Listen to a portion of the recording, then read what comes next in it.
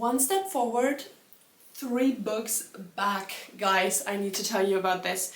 So I have done a TBR, long time TBR guests video 3 years ago. I'll put it up here. If you haven't seen that, go ahead and watch it, or don't, because I'm still very cringe in front of the camera and I've got purple hair. But anyways, so I did this video and I talked about 5 books that had been sitting on my shelves forever, and that I wanted to, like, I don't know, get to. And I'm gonna tell you about my progress now. So one of the books was the very first part of Lord of the Rings. And I can proudly say I haven't only read Lord of the Rings, book 1, but I have read book 2, book 3, and The Hobbit. So that crosses off 4 books that have been sitting on my TBR forever. And what can I tell you? I love them. That is such a mainstream opinion, I guess, but also these are not beloved for no reason. Like, this is the blueprint for a travel high fantasy. Yeah, I really enjoyed this, and I have to say that I think the first part is my favorite because it's a lot more cozy and a lot less fighting to death. Which, don't get me wrong, I like fighting to death, but what made me really love this whole book is the hobbits, and the hobbits are... I just love them. I just love them. I know this is something that a lot of people criticize, but I really enjoyed the whole part that Tolkien gives so much time to the story, and the progress is, yes, rather slow, but you get to enjoy so much while you're progressing with the main characters. It's not rushed. I feel like a lot of modern fantasy is very rushed, probably due to our attention spans shortening and shortening. But I feel like in Lord of the Rings and also in The Hobbit, you get to really enjoy the nature around you. You get to meet the elves and have them sing you their songs, and I could have stayed in these books forever. So they've been sitting on my shelves forever, but I could have also just spent years reading them, which sadly I didn't, and now I can't read them for the first time ever again, but I am very sure that I will be rereading them at some point, and they definitely deserve a glorious spot on my shelves. So that's update number 1. Then what I also had in the last video was The Circle. I have finally read The Circle. Well, I have listened to the audiobook, and the audiobook was narrated great. This scared me. Honestly, this scared me. I think I have a more in-depth video on this, and I might put it here. Dystopian tech company, basically Google taking over the world and putting cameras everywhere and privacy just going out of the window because of billionaires. Yeah, that was scary. And one thing that why I wanted to read this book so bad was because I wanted to watch the movie, and I like to first read the books and then watch the movies. Because Emma Watson plays the main character in the movie, and the movie was awesome. It was amazing, and I loved Emma Watson in it.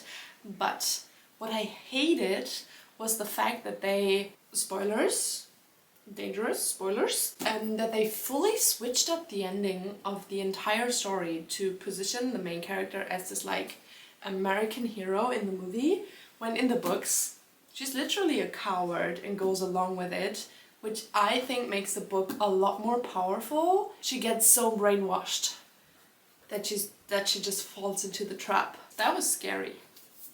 The third book that I can kind of cross off the list is The Ninth House by Leigh Bardugo.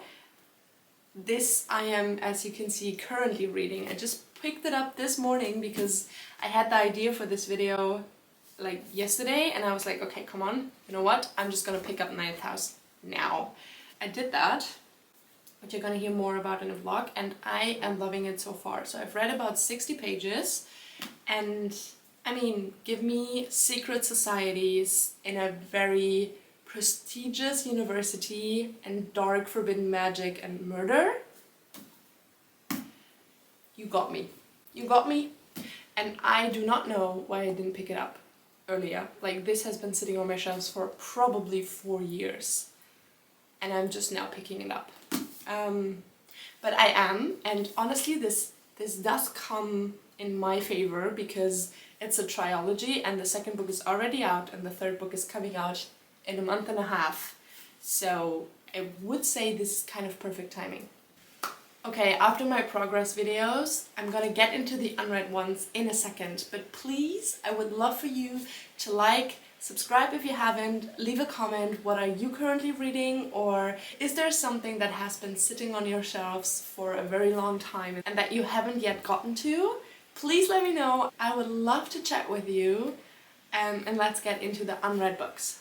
Now we've talked a lot about books that I managed to cross off of my list. But as the title told you, I am taking 3 books back onto the pile. So I'm sitting here once again with 5 books. Once again with 5 books that have been sitting on my shelves very, very long and that I haven't read yet. And I'm going to tell you about them. So the first 2 are reappearances from the first video. It won't be easy, a humorous but honest tribute to what it is like teaching high school. And this landed on my shelves because I did start a teaching degree when I was 18. I dropped out of that and 5 years have passed. More than, oh my god, 7 years have passed. I'm 25. 7 years have passed. My life took a very different turn, but I'm still in love with literature and I still want to give this a shot. Yeah, I don't know. I've just pushed that career path aside, and so I did push the book aside as well. So I'm gonna set myself a deadline that this one and the next one, in times of change basically, which this is a book about 4 young women in the times of the Nazi regime taking hold of Germany. And this is a sequel. I have read the first book and it was really, really good. And this is the second, and I've just never read the second or even the third. I think by now it's a 5-book series. I've just never read them because by the time I acquired the second book, the first book was ages ago and I didn't fully remember what happened, but I think I might just have to put that aside and still go ahead and read the second book because I can still like piece it together. But yeah, what I wanted to say was that I think I need to set myself a deadline for these 2 because they have been sitting on the shelves literally years. And if I'm not gonna read them, let's say by the end of the year, if January 1st, 2027, these 2 are still unread, I gotta unhaul them. I think I gotta unhaul them then, because maybe then it's just not meant to be. And now we're coming to 3 more for which I would give myself a little more time because these also got a lot more time. Number 1 is Girls of Paper and Fire, which is a sapphic fantasy romance book for like young adults. And it's a forbidden romance, not only because it's 2 women, but also because they're from very different categories of society. And obviously, as you can tell from the cover, we've got some magic in this as well. I have just been recommended this once again a few days ago, when this and the sequel even are sitting on my shelves for very long by now. So yes, this is one of the books. The second is The Picture of Dorian Gray. I do like a few classics and I've acquired a few, which I have read about half of them, let's be honest here. And I got this copy because I thought it was gorgeous. It was like it's a really pretty penguin. No, that's not true. I'm lying to you. It's a very gorgeous Alma Classics edition. Why I haven't read this is, to be honest, I'm scared. I'm scared because I've heard it's very heartbreaking, and also I always get very intimidated from English classics because I'm scared I don't grasp them fully, and then I have to tell myself, yeah, you're part of the literacy crisis.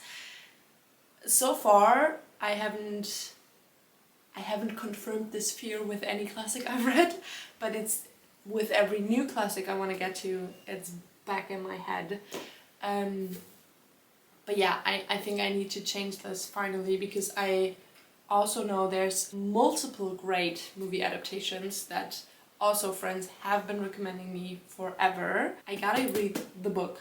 And then the last one that I'm gonna talk about for today is a tome that you probably all have seen before, and it's Babel. Babel? I don't know. Definitely this book. And now that I've picked up Ninth House, my desire to get into this one has skyrocketed again. Because I remember that it plays in Oxford, so university again. And we have again a very prestigious setting. And I know this is a lot about language and translations. And I am quite fascinated with languages and with differences in languages, so I like the premise of this already. And give me a kind of dark story set in a academic setting, and like usually I'm in love. So I don't know why I keep putting this off. But I think this might actually get read this year, so I hope so. I will update you in a new TBR video soon. You're not gonna have to wait 3 years again, I promise. Oh my gosh, you actually stayed the whole video. I love that so much, thank you. And if you've made it to this point, leave me a book stack emoji in the comments for all the academic topics in the books, so that I know that you've watched it all to the end. Thank you. See you in the next one.